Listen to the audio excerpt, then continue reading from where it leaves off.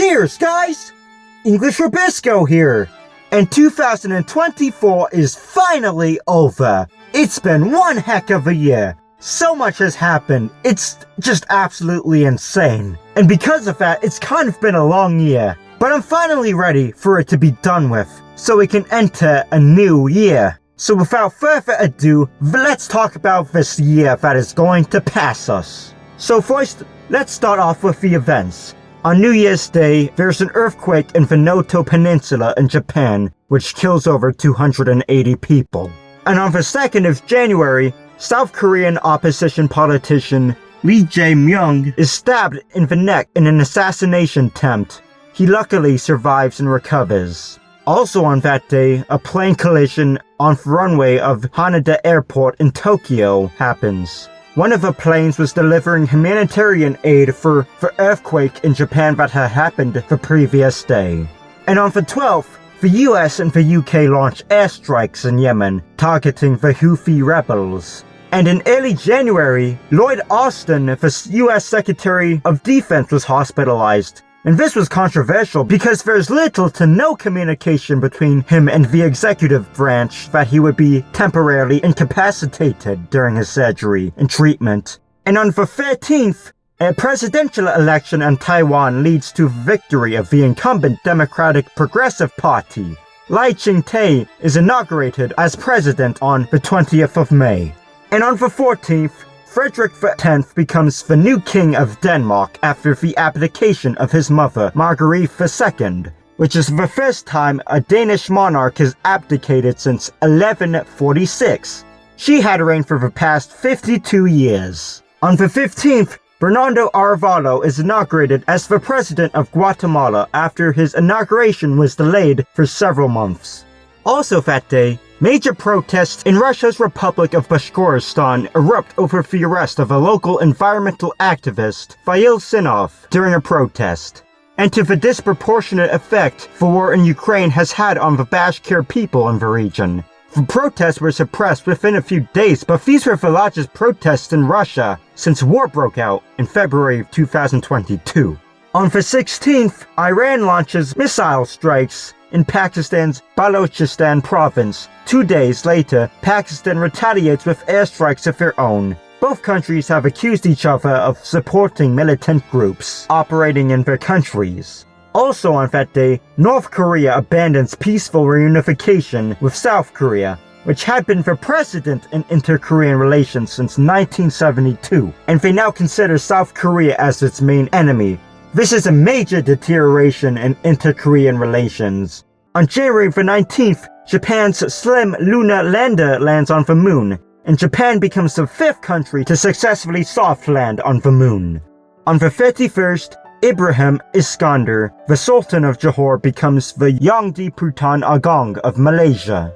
On February the 6th, former Chilean President Sebastián Piñera dies in a plane crash. On February the 8th, Tucker Carlson went to Moscow to interview Vladimir Putin, and he goes on a half-hour lecture about the history of Russia starting from over 1,000 years ago. Wow! And on February the 10th, Caitlin Novak resigned as the president of Hungary after a scandal when she pardoned a man jailed for child sexual abuse. On the 8th of February, Iraqi Kobalidze becomes the new prime minister of Georgia. On the 16th, Alexei Navalny, one of the main figures in the Russian opposition, is killed in a prison colony. On the 29th, Brian Mulroney, the Prime Minister of Canada from 1984 to 1993, passes away at the age of 84. On March 7th, Sweden joins NATO after Turkey and Hungary lift objections. This is a major change in Sweden's foreign policy, as Sweden had been a neutral country essentially since the end of the Napoleonic Wars in 1815, and had been contemplating about joining NATO ever since the Russian invasion of Ukraine 2 years ago. On the 17th, Vladimir Putin wins the Russian presidential election in a surprise landslide. Yeah, no one saw that coming, am I right? In that election, there was a candidate, Vladislav Danankov, who has called for negotiations to end the war in Ukraine, but on Russia's terms. so it would gain the territory that it has occupied in the war, almost like a loyal opposition. And on March 22nd, there was a terrorist attack at the Krokra City Hall in Krasnoyarsk, Russia, which killed more than 133 people. On March 26th, the Francis Scott Key Bridge in Baltimore collapses, killing 6 people. And on the 29th, a bus falls off a bridge in South Africa, killing 45 people and only leaving 1 survivor. In late March, there were allegations about a Havana Syndrome-style attack in Vietnam on the US Embassy in Hanoi. It's believed that these are microwave or sonic attacks and can lead to nausea, dizziness, and migraines. On April the 1st, weed was legalized in Germany. On April the 3rd, a 7.2 magnitude earthquake hit south of Hualien City in Taiwan, killing 18 people and injuring over 1,000 more. And on the 5th, in a breach of international law, Ecuadorian police raided the Mexican embassy in Quito to arrest former Ecuadorian Vice President Jorge Diaz, who has stayed in the Mexican embassy since December of last year seeking asylum over corruption charges. This caused relations between Mexico and Ecuador to deteriorate, and Mexico broke off diplomatic relations with Ecuador. And on the 8th, there was a solar eclipse in North America. Many in the path could see a totality of the eclipse. It wasn't at its totality where I was, but I was able to see it and it was pretty cool, so it was still a sight. On the 9th, Simon Harris becomes the new Taoiseach of Ireland. And on the 14th, there was the stabbing attack in Sydney, in which 6 people were fatally stabbed and 10 more were injured.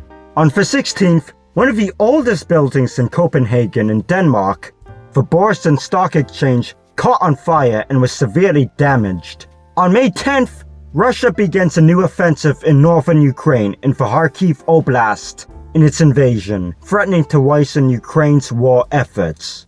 On May 15th, Lee Hsien Loong steps down as the Prime Minister of Singapore and is succeeded by Lawrence Wong. While Lee becomes one of the senior ministers, Lee had been the Prime Minister since 2004 and is the son of former Prime Minister Lee Kuan Yew. Also, Slovakian Prime Minister Robert Fico is seriously injured in an assassination attempt. He was shot 5 times. Fortunately, he recovers from surgery, and it is worrying seeing political violence there too. On May 19th, President of Iran, Ebrahim Raisi, is killed in a helicopter crash shortly after meeting with the Azerbaijani president. On May 29th, there was an election in South Africa. The African National Congress loses its absolute majority for the first time since 1994. Eventually, the ANC formed a coalition government between opposition parties Democratic Alliance, Ivanka Freedom Party, and the Patriotic Alliance. And on May 30th, in New York, Donald Trump was found guilty on 54 charges of falsifying business records. He is now a convicted felon. On June 1st, there was an election in India. The National Democratic Alliance, led by Prime Minister Narendra Modi, when Modi's party, BJP, owns a majority of seats in the parliament, but is far from the landslide victory they were expecting, losing 63 seats, while their main rival, the Indian National Congress, gains 47. On the 2nd, Mexico elects its first female president, Claudia Sheinbaum, of the Morena Party, the second presidential win for the party. And around June, protests in Kenya were triggered by a finance bill, and the parliament building was damaged in a fire in the protests. On the 26th, there was an attempted coup in Bolivia. The military attempted to storm the governmental palace, however, they were fought back by the police. On July the 2nd, Dick Schoof becomes the Prime Minister of the Netherlands after being nominated by coalition parties. And on July 4th, after a parliamentary election in the UK, Keir Starmer of the Labour Party was elected as Prime Minister in a landslide victory and becomes the Prime Minister the following day. Starmer is the first Labour Prime Minister since 2010, and his tenure may be a departure from the past several years of Tory governance. On the 7th, a left-wing coalition called the New Popular Front wins the French elections in the National Assembly, earning more seats than the far-right National Rally Party. On the 13th, Donald Trump was shot at in an assassination attempt at his rally in Butler, Pennsylvania. He was injured in his ear. The perpetrator and another person attending the rally die. Now, I can't say I'm surprised that this has happened, given how toxic politics has become in America in the past 10 years, but we haven't seen political violence against a candidate or politician during this time until now. This is a very worrying sign that the temperature in political discourse is too high. On the 19th, Nguyen Phu Trong, the General Secretary of the Communist Party of Vietnam since 2011, died at the age of 80. To Lam is appointed his successor several weeks later. On the 26th, the Summer Olympic Games open in Paris, and they close on August the 11th. The US and China win the most gold medals, followed by Japan, Australia, the host France, and the Netherlands. One could argue that they're the first normal Olympics since COVID happened. And on the 28th, a presidential election was held in Venezuela. There are promises that this one would finally be a fair one. The people could vote freely, but of course, this turned out not to be the case, and incumbent President Nicolas Maduro is officially declared the winner. Protests erupt over electoral fraud. Venezuela's economy has been in turmoil for years, and human rights have not been respected in recent decades. On the 31st, the leader of Hamas, Ismail Haniyeh, is assassinated in Tehran by Israel. Also that day, the European Artificial Intelligence Act comes into effect in the EU to regulate AI. On August the 5th, after massive student protests due to corruption, authoritarian measures, a poor economy, among other reasons, the Prime Minister of Bangladesh since 2009, Sheikh Hasina, resigns and flees the country. Muhammad Yunus is appointed to lead an interim government. On the 6th, Ukraine begins an offensive in Russia's Kursk region. The first time Ukrainian troops have entered Russian soil since the Russian invasion began 2 years ago. On August 16th, Pattongtarn Shinawatra becomes the Prime Minister of Thailand. And on the 17th of September, pages explode in Lebanon. They were sabotaged by Israel. 10 days later, Hezbollah's leader Hassan Nasrallah was killed by an Israeli Air Force strike in Lebanon. And on October the 1st, as a response to the killing of a Hezbollah leader, Hezbollah ally Iran launches ballistic missiles at Israel. Israel also begins a ground invasion of southern Lebanon to attack Hezbollah. Also that same day, Shigeru Ishiba becomes the new Prime Minister of Japan after a party leadership election. He has called for an Asian NATO and is seen as less nationalistic than some of his predecessors in his party. On November the 5th, there is a presidential election in the US, and Donald Trump won. The following day, the German government coalition collapses after Chancellor Olaf Scholz of the Social Democratic Party fires his finance minister, who is the leader of a Free Democratic Party, Christian Lindner. Later in November, North Korea sends troops to fight in Kursk alongside Russian troops in its war with Ukraine, a major escalation of the war. And on the 27th, Syrian opposition forces led by an Islamist militant group called Hayat Tahrir al-Sham, or HTS, enter Aleppo, Syria's second largest city. They make massive territorial gains over the next week and a half over the Syrian government led by Bashar al-Assad. That same day, a ceasefire agreement between Israel and Hezbollah was signed over the fight in Lebanon. It has been shaky and fighting has still continued even after that. An election was held in Namibia. Vice President Netumbo Nandi-Ndaitwah of the incumbent SWAPO party is elected as president. She is the first woman to be elected as president of Namibia. And on November 28th, Australia passed a social media ban on children under the age of 16. There have long been concerns of mental health issues due to social media use. And on the night of December the 3rd, President Yoon Suk-yeol of South Korea declares martial law. It lasts until the early morning.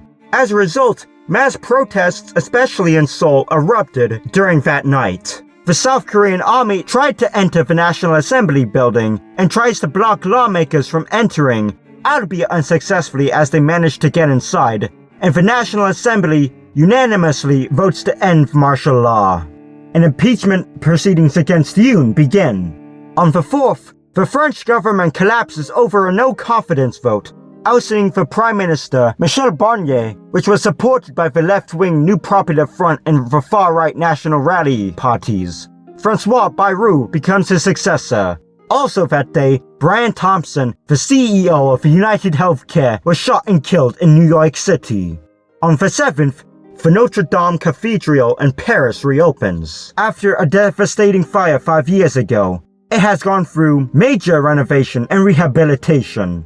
And on December the 8th, rebel forces led by HTS in Syria overtake its capital, Damascus.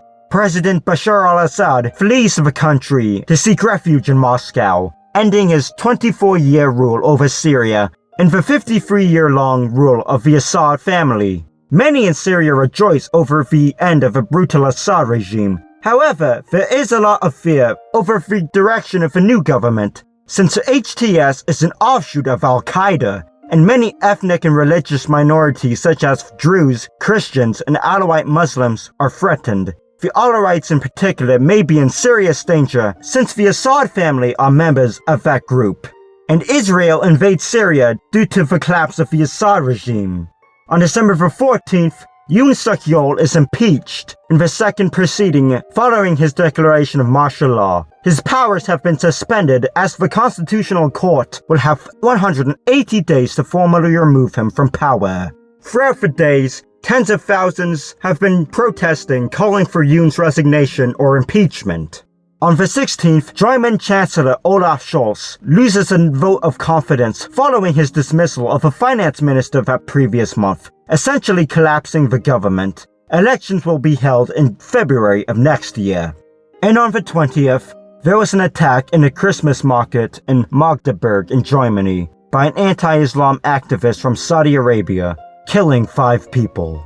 On the 25th, Azerbaijan Airlines Flight 8243, a flight from Baku to Grozny, crashes near Aktu in Kazakhstan, and 38 people lose their lives.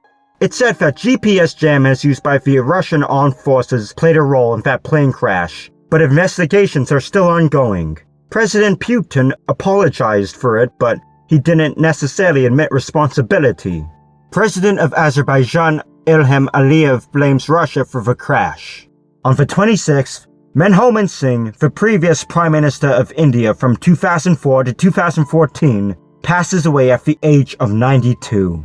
And on the 29th, Jeju Air Flight 2216 crashed and exploded while trying to arrive at the Muan International Airport in South Korea.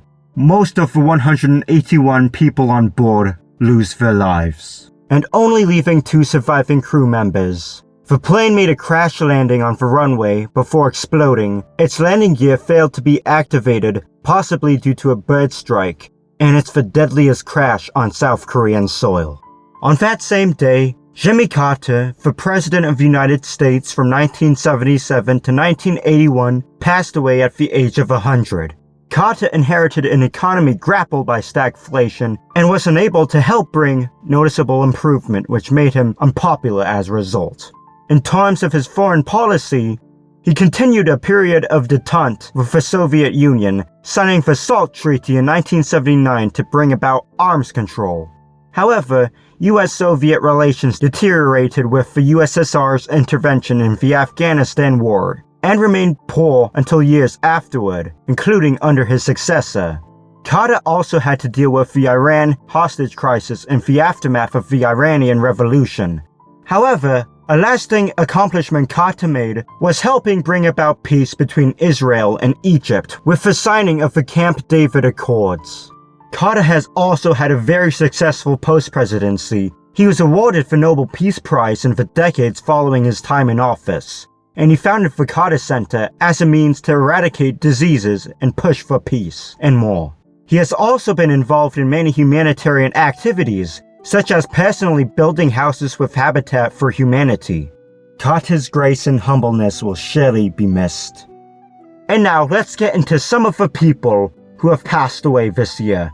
Tony Lloyd, Claire Foggins, Charles Osgood, Kelvin Kiptum, Seiji Ozawa, Richard Lewis, Kat Janis, Quincy Jones, Akira Toriyama, Charlie Bird, Jenna Rollins, John Barnett, M. Emmett Walsh, Barbara Rush, Peter Higgs, Morgan Spurlock, Frank Schranz, Richard Sherman, Bill Walton, James Walson, Willie Mays, Su Minga, Shelley Duvall, Bob Newhart, Ada Stewart, Sheila Jackson Lee, Sven Goran Eriksson, James L. Jones, Sung Dao Lee, Chris Christopherson, Ethel Kennedy, Ratan Tata, Liam Payne, Roberto Cavalli, Richard Serra, U Tenu, Shea Youngblood, Stanley Moss, and Maurice Williams have passed away.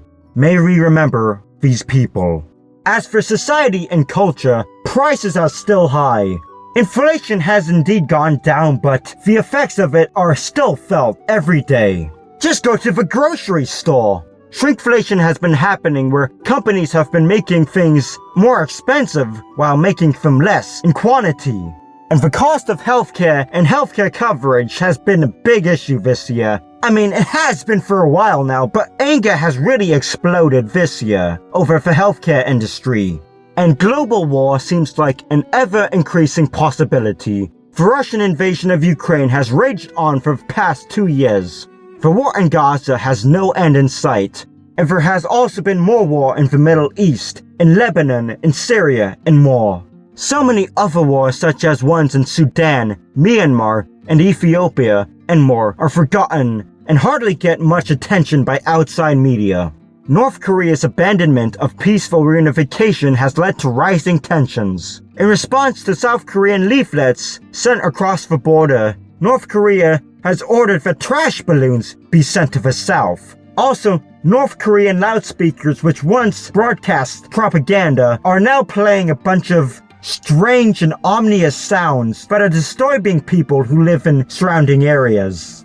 And tensions continue to escalate between China and the US.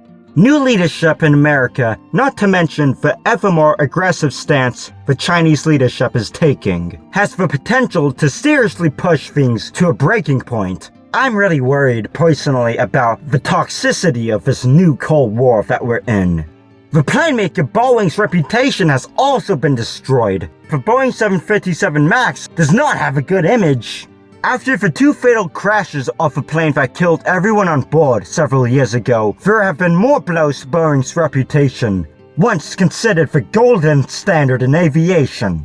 Alaska Airlines Flight 1282, door plug blowout, and the door just popped off in midair. The aircraft landed safely back in Portland, and no one was killed, but it was still a pretty scary event. And in March, LATAM Airlines Flight 800 suddenly dropped in altitude. People were thrown around in the plane, injuring 50. Luckily no one was killed again, but still, this shouldn't be happening in the 21st century in aviation. Not to mention, Temu, the online shopping platform, is taking over. It's just scary and pathetic. It's amazing how much marketing can brainwash someone into getting crap they don't need because it's super cheap. It's also gonna be super low quality.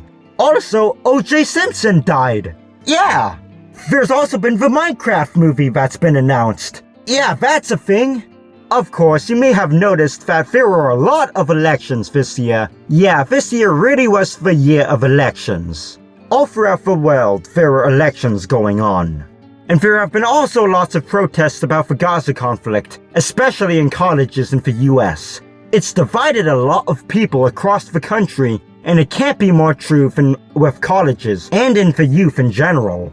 NYPD has arrested protesters at Columbia University, NYU, and Cal Poly Humboldt, among more. And there's unfortunately been a rise in both Islamophobic and anti-Semitic incidents since the war started, back in October of last year. And Stanley Cups, the water bottle, not the NHL trophy, have exploded in popularity earlier this year. This hyper-consumerism of how we can't be friends because we have the different water bottles is just a sad reflection of our society, poisoned. Also, Elmo's tweet asking how everyone's doing caused everyone to almost trauma dump on Elmo. Yeah, mental health isn't exactly doing too well these days.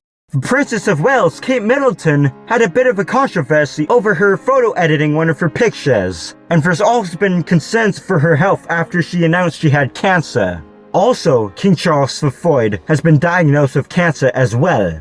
There's also been a bit of drama with Mr. Beast after it was revealed that all his videos were staged. You know, the people in his giveaways are basically family friends or whatever, and that he knowingly hired registered sex offenders and more. Yeah! He also launched Lunchily, like a Lunchables ripoff. I feel bad that some people have to eat this garbage. Not to mention, we might have seen the new Nikocado Avocado video earlier this year, in which he has lost pretty much all the weight from the past several years he has gained. I truly fell for that one, I'm not gonna lie. He really was 2 steps ahead. Also, Dubai chocolate has become very popular lately. It's blown up on social media. Even the Swiss chocolate company Lindt is making it. And now let's get to the recent developments in science and technology. AI is the big topic of this year. It seems that every ad you see has to be related to AI. And every new product has to have AI in it, like AI iPhones and AI Gmail and AI text messages and whatever. It's so annoying. It's really being pushed down our throats, whether we want it or not. Students are also using ChatGPT to write essays or do their homework. I know some people in my class have been using it to help them summarize stuff or explain things to them. Also, AI-generated ads are also starting to gain traction. Coca-Cola's AI ad was pretty controversial. It's really despicable what these huge corporations, soulless in their pursuit of money, want to do with AI. And it's truly become mainstream. Even politicians are making AI-generated images, like anyone can do it, basically. There's also been that Beatles song that came out last year called Now and Then, which used AI to enhance John Lennon's vocals in an old demo recording of him. That's supposed to be the Beatles' last song, and that has been nominated for the Record of the Year for the Grammys. AI has also gone rogue. Google's AI chatbot literally told someone who was just asking basic questions to die. Yeah. And a character AI is said to be responsible for the suicide of a teenager. On a more positive note, John Hopfield and Geoffrey Hinton have been awarded the Nobel Prize in Physics for their contributions to AI. There isn't any doubt that there is positive use for AI, but there is so much peril too. AI has already been used in so much misinformation, and I mean, I've seen people on Facebook literally falling for the most blatantly AI-generated stuff. Man, are we really that stupid these days? It's scary. And at the end of the day, when we look at how much energy AI takes up and also its effect on the planet, how much are we really benefiting from it? Are our lives truly better because we have access to AI-generated images and AI character bots? And also a pretty big question that came up this year in particular is, are we too reliant on technology? In July, we saw a simple bug in a CrowdStrike cybersecurity update cause a worldwide computer outage, since it made Windows crash. And while that doesn't sound bad in its own right, us connecting computers to everyday tasks made it have a huge impact, causing hospitals to delay some surgeries, flights getting cancelled, and outages of 911 or other emergency service phone numbers. And we've seen more and more cyber attacks on hospitals. It's scary to imagine someone one day might die because they had an urgent emergency that needed to be treated quickly, but that wasn't possible because something was wrong with the computers. The TikTok ban in the US Congress has also been going rounds. And whether TikTok is spyware or not, we have to consider the harmful effects on TikTok and Instagram Reels and YouTube Shorts and just social media in general. We can't concentrate anymore because we're now used to just scrolling through reels in seconds. The Internet Archive was also attacked by a hacker group simply because they thought it was owned by the US government in protest of the Gaza war, which ironically, the Internet Archive might have evidence of Israeli war crimes. They're already idiots too lazy to do any research.